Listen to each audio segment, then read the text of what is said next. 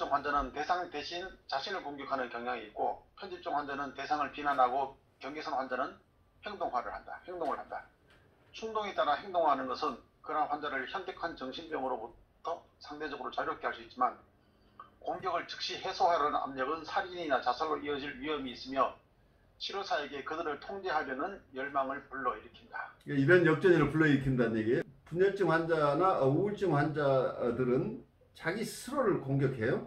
그러니까 대상을 공격하는 대신에 자기 스스로를 공격하고, 패러노이드 환자들은, 편집증 환자들은 셀프어택을 하는 게 아니고 대상에게 모든 책임을 다 지우고 대상을 비난하는 이런 패턴을 가지고 있고, 보드라인 페이션트는 자기의 충동이 있으면 이걸 바로 즉시 행동화하는 사람들이에요. 그래서 충동을 통제할 수 없는 이런 입장에 있는 이런 특징들이 있는데, 이제 이런 분들을 만나게 되면 분석가들이 굉장히 큰 역전을 느끼게 돼서 이걸 컨트롤하고 싶어진다는 얘기를 여기서 하고 있어요.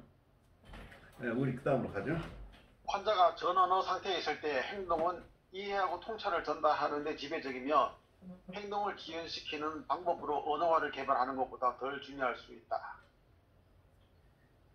현대 분석가들은 전언어란 말을 습득하기 전부터, 그리고 꿈에서 때로는 실생활에서 계속 사용되어 온 원형이 파생되는 반응 패턴을 언급한다.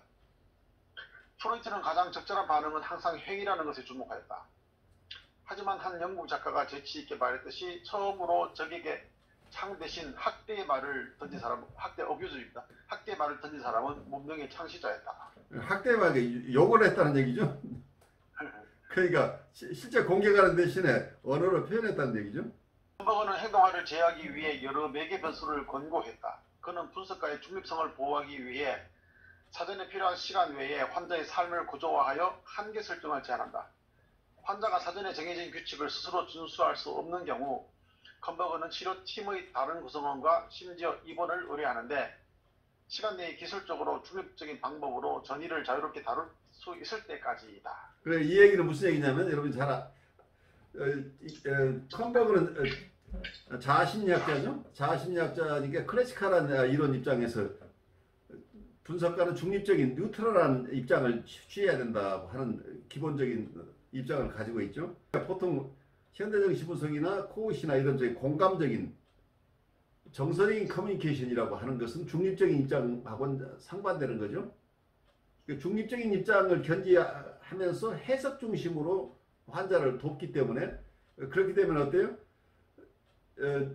이분들에게 통찰을 준다고 하는 게, 힘든 환자들에게 통찰을 주게 되면 이분들은 정서가 교란되기 때문에 굉장히 큰 어그레션이 일어날 수도 있고 심한 퇴행이 일어날 수도 있게 되겠죠. 그래서 보통 해석적인 접근, 통찰 중심의 접근이라고, 그리고 정서적인 커뮤니케이션보다 어떤 통찰 중심으로 해석 중심으로 다가갔을 때 내담자들의 심각한 퇴행 현상이 일어날 수 있기 때문에, 이분들은 여기서 내담자를 통제할 필요가, 이제 실제로 통제를 하는 쪽으로 가는 거죠. 그래서 치료 세팅도 아주 엄격하게 하고, 그리고 이분들 내담자들이 무리가 생겨서 힘들어질 때 바로 입원시킬 것까지 전제로 하고, 그리고 동료 치료자들이나 이런 분들의 도움을 만약에 어그레션이 심하게 일어나는 경우는 이분들을, 그러니까 치료 세팅, 치료자가 다루는 게 아니라 치료자 이외에 하스피탈라이제이션이나 동료들의 도움을 받아서 이분들을 안정시킬 준비까지 하면서 해석을 한다는 얘기죠. 그래서 통찰을, 보통 이런 자극이 많기 때문에 이 통찰들을 견뎌내지 못하지만, 이분 컴버그는 그래도 해석 중심으로 하기 때문에 거기에 수반되는 위험들을 감안할 준비를 한다고 하는 거죠. 그래서 그 위험을 다른 방식으로 통제하면서 이 치료를 해나가는 기법이다. 이렇게 이해를 하시면 좋겠어요. 자기의 환자와 함께 일할 때의 위험에 대한 평가에서 컴버그는 현대 분석에 가깝다. 그러나 현대 분석가는 일반적으로 규칙을 미리 제공하지 않는다. 그들은 행동 패턴이 저항으로 작용할 때까지, 또는 환자 자신이 관리 문제를 제기할 때까지 기다리는 것을 선호한다. 메도우는 이렇게 말한다. 환자가 자살로 위협한다는 것은 그가 포기하고 싶거나 누군가에게 무언가를 시키려고 한다는 의미일 수 있다. 커플 치료 중인 한 환자는 분석가가 불안을 경험한 낮이나 밤에 언제든지 대화할 수 있기를 원했다. 그의 분석가가 아닌 아내가 이 역할을 담당한다는 합의를 도출하는 것이 도움이 되었다. 분석가가 지원 시스템에 참여하면 환자는 결국 분석가가 자신을 위해 할 수 없는 일을 발견하게 된다. 환자가 충동적이고 자살 시도에 성공할 가능성이 있는 경우 자살 위협은 종국의 위협 또는 환자가 입원하라고 하라는 권고와 함께 반영될 수 있다. 만약 그가 분석가나 그의 아내가 그를 살려주지 않으면 자기가 죽을 것이라고 말하면 분석가가 그가 죽기로 결심했다면 어떻게 하면 그를 살아있게 할 수 있는지 물으면 도움이 될 것이다. 협박을 조사하기 위해 환자는 아내나 분석가가 왜 남편 자신이 싸울 준비가 되지 않은 일에 그렇게 많은 시간을 할애해야 하는지 이유를 물을 수 있다. 환자의 삶을 관리하는 데 있어 한 가지 어려움은 환자가 분석가를 물리치는 방법으로 관리할 수 없게 될 수 있다는 것이다. 현대 분석가는 일반적으로 업무 시간 외에 일어나는 일에 대해 책임을 지지 않는다. 그러나 세션 내에서는 분석가들은 위험한 행동에 대한 환자의 방어력을 유지할 수 있는 조건을 유지하려고 한다. 그들은 무의식적인 동기에 대한 해석을 제공하지 않으며 방어를 공격하지도 않는다. 자, 바로 이 지점에서 아까 컨버거하고 다른 점이에요. 컨버거는 해석 중심이죠. 근데 여기서 현대정신분석가들은 방어를 오히려 보호해 준다는 얘기예요. 방어를 더 잘할 수 있도록. 그래서 어쩌면 위험한 행동이 일단 치료 세팅 안에서는 위험한 행동이 일어나지 않도록 아주 잘 보호해야 되는 상황이에요. 그걸 보호하기 위해서는 이분이 보통 저항이라고 하는 리시스턴스에 우리가 저항 자체를 분수하겠다고 하는 게 아니라 보통 이고 사이클리스트들이 분석을 한다고 할 디펜스 어널리시스 하죠. 방어 분석을 하는데 이 현대정신분석은 방어 분석을 하는 게 아니고 어떤 저항이 있을 때 저항을 오히려 보호해줘서 이분이 편안하게 있을 수 있도록 도와준다는 얘기예요. 그래서 해석으로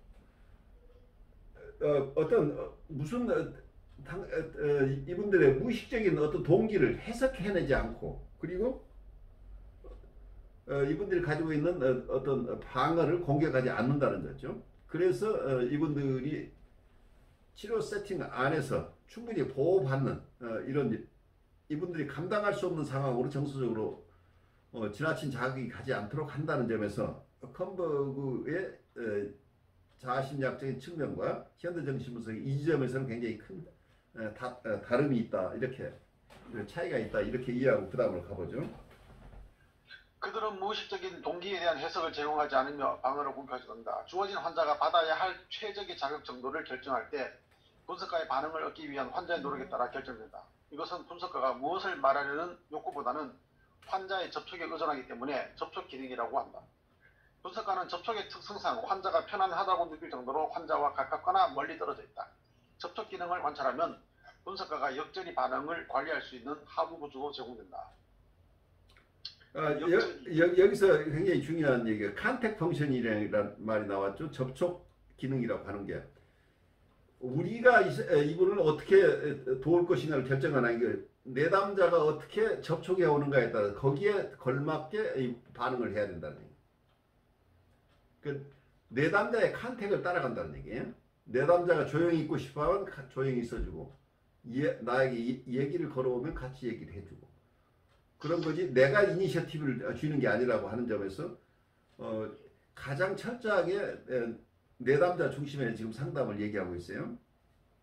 특히 이고가 취약한 분들이기 때문에 자극이 어떤 것이 이분에게 도움이 되는 것이 우리가 알 수 없다는 얘기예요. 이분들의 상태가 다 다르기 때문에 어떤 분은 지금 조용히 있고 싶어 하는 사람이 있고 어떤 분은 내가 아무 얘기를 안 해주고 있는 것 자체가 굉장히 불안할 수 있기 때문에 내가 내 쪽에서 이분에게 어떤 얘기를 해주길 바라는 사람도 있고 그래서 여기서는 그걸 어떻게 측정하느냐 내가 결정하려고 하면 실패한다는 얘기예요.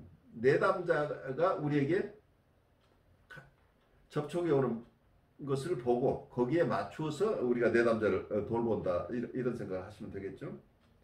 역전입니다. 현대 분석에 대한 추세가 보여준 한 가지 방법은 역전이에 대한 관심이다. 예를 들어 그것은 환자의 과대함, 거대함과 자기 과시가 분석가를 경멸할 수 있다는 것을 알고 있다. 그는 분석가에게 무의식에 깊숙이 뿌리를 둔 다른 사람에게 자기애적 상해를 입히려는 충동을 경계하라고 조언한다. 코엇은 긍정적인 역전이를 권장하는 것으로 보이며 자신에 대해 나는 물론 나르시시즘에 대해 본질적으로 긍정적인 태도를 취했다라고 말한다. 컴버그는 환자의 원시적 방어가 분석가에게 환자의 자신의 감정적인 상태를 보완하는 특정 정서적 성향을 유발할 수 있음을 발견했다. 따라서 그는 경계성 환자를 치료하는 분석가가 기술적으로 중립적인 위치에 다시 도달했을 때만 개입할 것을 권장한다. 코엇은 중립성은 그 자체로 격분할 수 있으며 정신분석을 받는 사람은 중립이 아니라 실제로는 엄청나게 박탈된 분위기에 대한 정서적 반응의 부족에 분노로 반응한다고 제안한다. 코엇에 따르면 정신분석을 받는 사람은 그의 초기 생애의 외상적 상황이 분석적 상황에서 반복, 결함의 경험, 비공감적 반응의 경험 때문에 분노하게 된다. 컴버그와 코엇은 현대 정신분석적 입장에 접근하고 있다. 컴버그는 환자가 항상 치료받을 수 있는 감정을 불러일으키지는 않는다는 것을 알 때, 코엇은 정서적 의사소통이 중요하다는 것을 이해함에 있어서 현대 정신분석 입장에 접근하고 있다고 이야기하고 있습니다.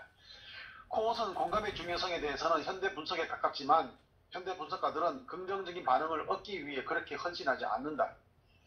환자에게 유해한 방식으로 행동하지 않는다면 그들은 어떤 감정도 가질 자격이 있다. 환자가 싸움을 망치고 있다면 친절한 대답을 하는 것은 비공감적인 반응이 될 수 있다. 여기서 제가 조금 더 보완하고 싶은 거 말씀드릴게요.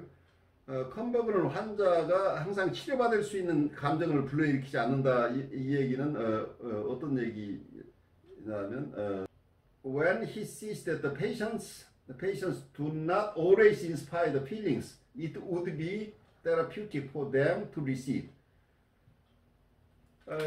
여기서 무슨 얘기냐면 여기서 역전이를 얘기하고 있죠. 환자가 불러일으키는 역전이에요. 이 역전이를 그대로 환자에게 주었을 때 환자에게 치료에 도움이 되는 정서가 아닐 수도 있다는 얘기죠. 그러니까 자기가 받아서 되돌려 받아서 도움이 되지 않을 그러니까 도움이 되는 정서만을 불러일으키는 게 아니고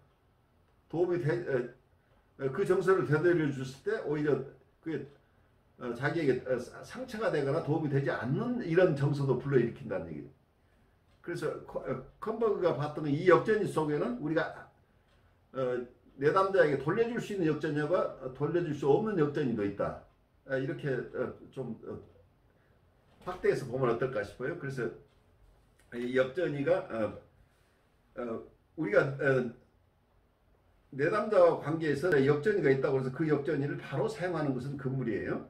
항상 우리 컨테인하고 내담자에게 도움이 되는 경우에만 역전이를 사용한다. 우선 이렇게 이해하시면 좋겠고, 환자가 싸움을 걸어올 때 싸움을 망치고 있다고 얘기를 하셨는데 아마 조금 쉽게 풀어본다면 그 얘기가 아닐까.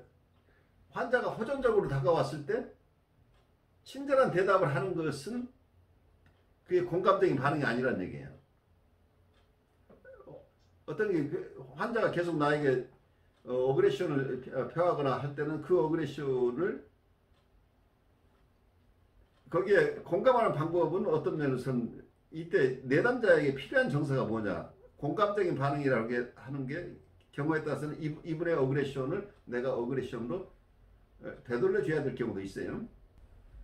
어떤 게 공감적이냐고 하는 것은 내담자의 정서와 같은 것일 때 이게 공감적이죠. 그래서 환자가 앵거가 있다고 한다면 내 정서도 앵거가 불러일으켜지고 그 앵거가 어떠면 치료적으로 필요할 때 인터벤션의 경우에는 그게 조이닝이나 미러잉도 어떨 때는 이거 심파니가 내담자가 들어서 기분 좋은 것도 있지만 내담자가 들어서 불편한 것도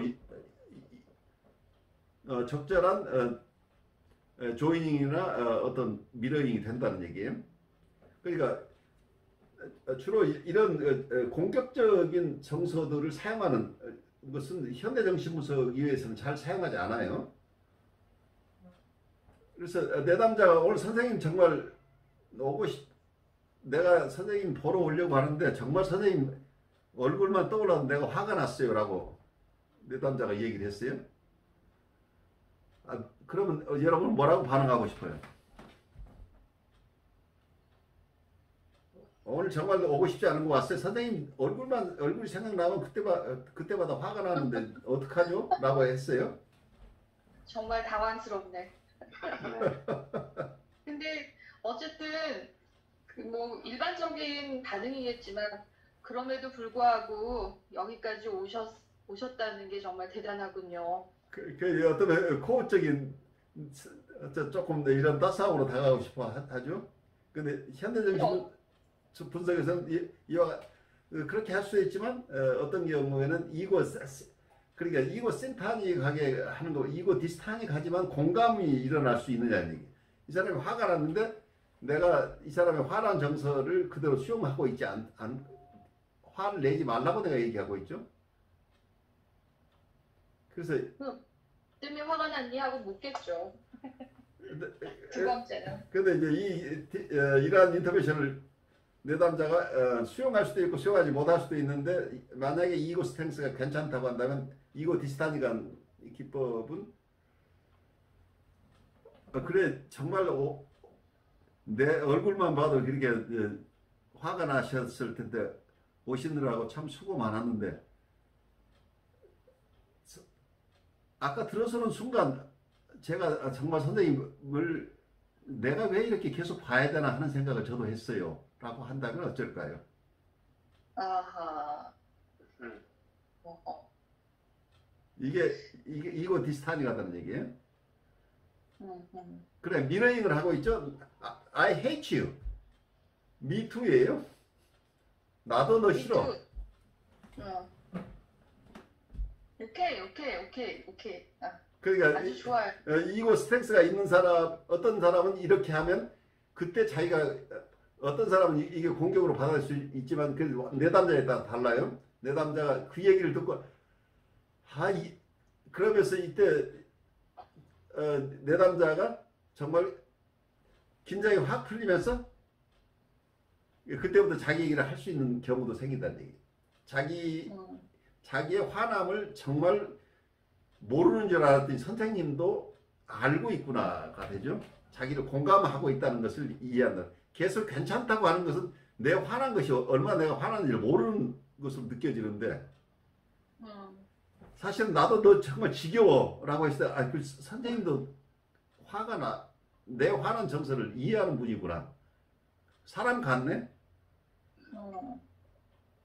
목석이 아니고 사람이라는 게 확인이 되잖아. 그래서 현대적인 분석에서는 이거 심파닉한 어떤 개입도 있지만 탁소이드한 기법 경우에 따라서는 내담자가 듣기 어려운 정서지만 내담자의 불편한 정서를 경우에 따라서는 필요할 때는 돌려주는 기법이 굉장히 발달해 있어요. 패러닥시칼한 기법이에요. 그런 기법을 통해서 정서적인 커뮤니케이션을 한다는 거가 이제 이런 것들인데 정서를 어떤 전의를 불러일으키기도 하고 또 그것을 해소하기도 하는 이런 역할을 하죠. 그래서 교수님 예, 말씀하세요. 아니 얘기를 들어보니까 저도 그런 케이스가 있긴 한데 한 번은 자기가 의식을 했고 자기가 뭘 잘못하고 있다는 것도 느끼는 것 같은데 변하고 싶지 않다는 거예요. 그러니까 얘기를 들어본 즉슨 그런데 잘 모르겠어요. 변화해야 된다는 생각을 못 하겠어요. 뭐 이런 식으로 얘기를 하는 거죠. 내가 왜 바뀌어야 되냐는 식으로. 그래서 제가 순간 되게 화가 나버린 거죠. 그렇죠. 그래서 누구씨 내가 잘못을 알고 있으면 고치는 게 본인한테 도움이 될까요? 안 고치는 게 도움이 될까요? 그러고 물었어요. 그랬더니 약간 이게 쫙 내려가면서 고치는 게 도움이 되지요. 그리고 점점점 많이 없어요. 아이고 진짜 굉장히 4년 반이 된 케이스인데 이제 그렇게 부닥치고 있거든요. 네. 이 부닥치고 이게 공격성을 같이 이렇게 그러니까 어떤 면에서 이 사람이 공격성을 드러냈을 때 내가 공격성을 같이 이렇게 마주쳐 주는 게 이분이 불편한 것을 더 표현할 수 있도록 도와주는 결과가 된다는 얘기예요. 선생님 사실은 정말 화났어요. 예. 선생님도 그렇게 얘기하시면 나도 할 얘기 있어요. 하면서 자기 정서를 드러낼 수 있게 된다는 얘기예요. 그렇죠. 그렇죠. 근데 내가 그러니까 모든 거 다 괜찮아만은 선생님은 너무 좋은 사람이라 자기 할 얘기 못 하잖아. 그러니까 이제 치료자도 실패하잖아요. 그리고 그러니까 또 내담자가 치료자는 그런 의도로 말을 안 했는데 자기가 해석을 뭐 선생님이 나를 공격했다 근데 이렇게 받아들일 수 그게 코어식의 앞티멀 프러스트레이션이라고 하는 건데, 근데 그렇죠. 현대정신분석에서는 그 앞티멀 프러스트레이션이라는 걸 너무 소극적으로만 보지 말고 경우에 따라서는 이분에게는 정서적인 피딩이 필요하다고 봐요. 이모셔널 피딩이 필요하다는 거예요. 아, 와, 진짜 대단한 걸 알게 됐어요 오늘. 그러니까 이분에게는 어떤 정서가 필요한데 부모가 주지 않던 정서가 있다는 얘기예요. 그래서 이모셔널 피딩이라는 개념으로 가면 우리는 굉장히 적극적인 인터벤션으로 갈 수 있는 힘이 있잖아요. 알겠습니다. 이분을 도발하는 게 뭐지? 아니고, 이분을 도발하자는 게 아니고, 이분에게 필요한 정서가 뭐냐. 이분에게는 지금 자기가 아무리 화를 내도 화를 받아주지 않는 엄마를 만나버리면, 엄마가 화도 좀 내야 자기 할 얘기도 할 텐데, 엄마가 자기가 아무리 용을 써도 아무 감각이 없고, 내가 화가 났는지 화가 났는지 안 났는지 it doesn't matter. 네가 화가 남들 어떻고 안 나면 어떤, 나에게 아무 상관이 없어라고 하는 태도를 인디퍼런스죠. 이렇게 돼버리면 무관심이 돼버리죠. 무관심이 돼버리죠. 무관심이라고 하면 이건 공감이 아니란 얘기예요. 이 사람의 정서를 깊이 내가 쉐어할 수 있는 힘이 있어야 되는, 그게 없다는 얘기잖아. 후배 중에도 어떤 제 친구 중에도 아무 그게 없는데 우울이 엄청 심한 애가 있거든요. 예. 온 인생을 통틀어. 근데 그 어머니가 저번에도 얘기했는데 굉장히 나르시시즘적인 어머니예요. 그래갖고 그 어머니를 뵈면 너무 우아하셔가지고 절대 뭐 힘들다 무슨 얘기하다 그러면은 튕겨서 나온대요. 이렇게. 아 그랬구나. 너무 우아하게 반응을 하신대요. 무슨 말인지 알겠어요. 그래. 정서를 대면하기가 힘드니까 방법을 갖다가 정서를 피해 나가는 방법으로 회피하는 거죠. 예, 그런데 사실은 우리 임상에서도 이럴 수 있다는 얘기예요. 내담자의 정서를 내가 그대로 가져와서 같이 실험하는 건 너무 힘드니까 내가 뇌물을 쓰는 거죠. 아주 잘해주는 방법으로. 뭐 불편한 게 없어요 라면서 그냥 열심히 이 사람을 도와주는 형식이 되어버린다니. 그러면 그러니까 코웃과 어떤 현대정신분석의 다른 부분은 코웃에 많은 통찰을 가지고 있고, 인격 성장을 위해서 어떤 좌절이 앞티멀 프로스트레이션이 필요하다고 하는데, 이것을 어떤 기법으로 개발한 것은 아니죠. 결과적으로 우리가 공감에 실패하게 되면 공감에 실패해서 소극적으로 우리는 그냥 이건 인터벤션이 아니죠. 실패한 것을 내가 일부러 실패하려고 하는 게 아니고 내가 다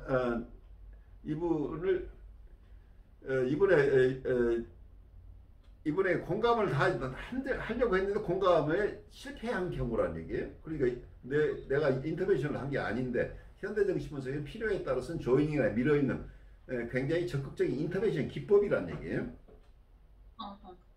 그런 점에서 조금 더 나중에 기회 되는 대로 더 얘기를 하기로 하고 우선 그 다음으로 가죠.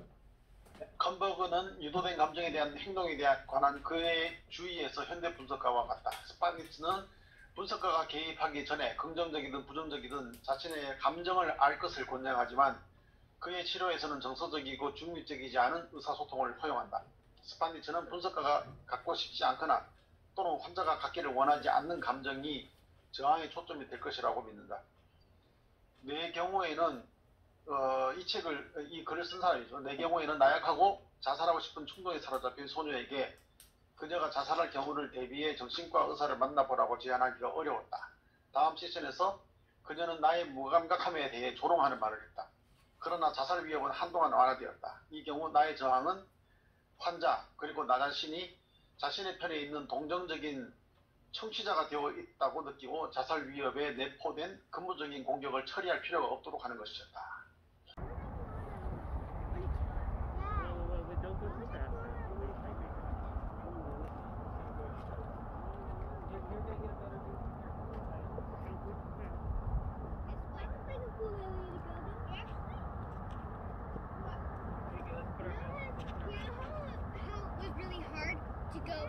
To go off the white trail. We're actually have to